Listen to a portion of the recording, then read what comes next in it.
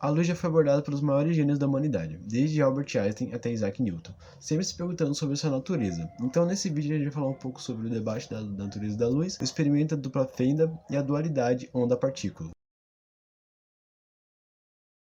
Entre o século XVII e o século XVIII, existiu uma grande discussão, um grande debate sobre a luz no meio científico, né? Se perguntando se ela era uma onda ou ela era uma partícula.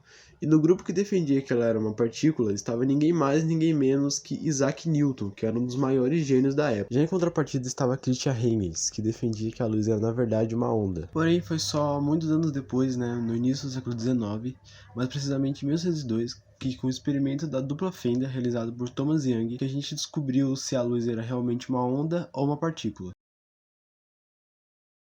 Bom, então se colocarmos um objeto, como um fio de cabelo, por exemplo, entre o laser e a parede, ele vai sofrer uma leve mudança. Então, para realizar essa experiência, bastava que uma fonte de luz fosse colocada perto de uma parede ou de um objeto com duas fendas separadas por uma pequena distância e do outro lado da placa uma superfície. Se a luz fosse uma partícula, o correto seria ver apenas um ponto ou uma sombra do fio de cabelo.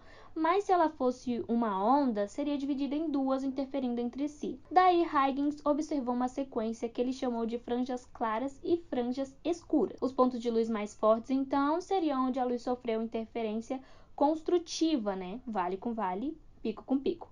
Porque vemos ela com o dobro de intensidade, porque as ondas se somaram, né? Já a parte mais escura sofreu interferência destrutiva, então seria vale com pico e pico com vale, porque as ondas se cancelam. E essa experiência resultou na descoberta de que a luz, na verdade, é uma onda. Inclusive, algumas pessoas tentam explicar o motivo da luz interferir com ela mesma através da difração, né? Porém, não conseguem explicar o motivo da difração acontecer.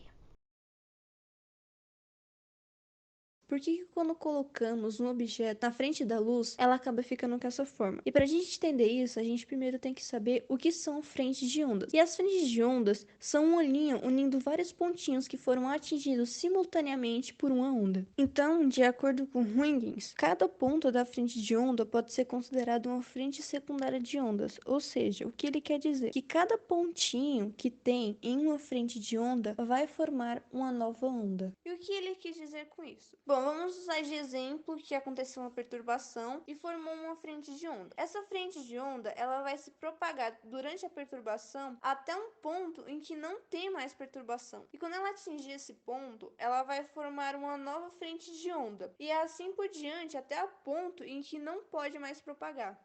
Então, quando o objeto for colocado na frente do laser ou da fonte de luz, essa onda vai ser quebrada em duas partes e vão passar pelas fendas. O que vai acontecer é que essas ondas vão se tornar distintas, como se não tivessem vindo da mesma fonte. E quando elas se chocarem depois de passar pela fenda, uma vai acabar anulando a outra. É essa interferência que acontece entre as ondas que faz com que a gente observe aquela forma na parede. Alguns anos depois, em 1905, tentando explicar esse efeito fotoelétrico, Albert Einstein tratou a luz como partículas com energia. Alguns anos depois, Max Planck trouxe outra evidência ajudando a comprovar a teoria de Einstein após resolver o problema do corpo negro. Mas, para realmente resolver esse problema, foi necessário criar outra categoria para a luz. Assim, ela pode ser tanto a onda como a partícula, criando assim uma dualidade onda-partícula. E para comprovar essa experiência, utilizaram o elétron como teste. Esse experimento foi semelhante ao que o holandês Huygens fez, já que foi com ele que percebemos que o elétron se comporta como uma onda. Agora falando um pouco sobre a dualidade onda e partícula, ela é uma propriedade que se aplica às partículas e às ondas, como o próprio nome diz, né? Ela consiste no fato de que a luz ela se comporta tanto como onda quanto como partícula. Mas antes de explicar isso direitinho, a gente precisa saber o que são de fato, né, ondas e o que são partículas. Uma onda, por definição, é uma perturbação que se propaga através de um meio que não carrega matéria. Portanto, uma onda não tem massa. Ao contrário das partículas, que ela tem massa, né? Elas ocupam uma posição no espaço e têm formas definidas, além de terem uma posição exata. Lá no século XVII, haviam dois físicos com ideias distintas acerca da luz. Então, tínhamos Newton, que acreditava que a luz era composta por partículas, e Huygens, que acreditava que a luz era feita de ondas. Mas, na época, a teoria mais aceita foi a de Newton, simplesmente porque ele tinha mais credibilidade por ter apresentado a lei da gravitação universal, né? Que hoje conhecemos como a lei da gravidade e tal. Já no século XIX, o físico Thomas Young fez o experimento da dupla fenda, que teve resultados contrários à teoria de Newton sobre a luz, porque em seu experimento a luz gerou vários pontos de luz alternados, e se realmente a luz fosse formada por partículas, ela não formaria esse desenho, ela só marcaria o anteparo dos locais onde houvesse alguma fenda, né?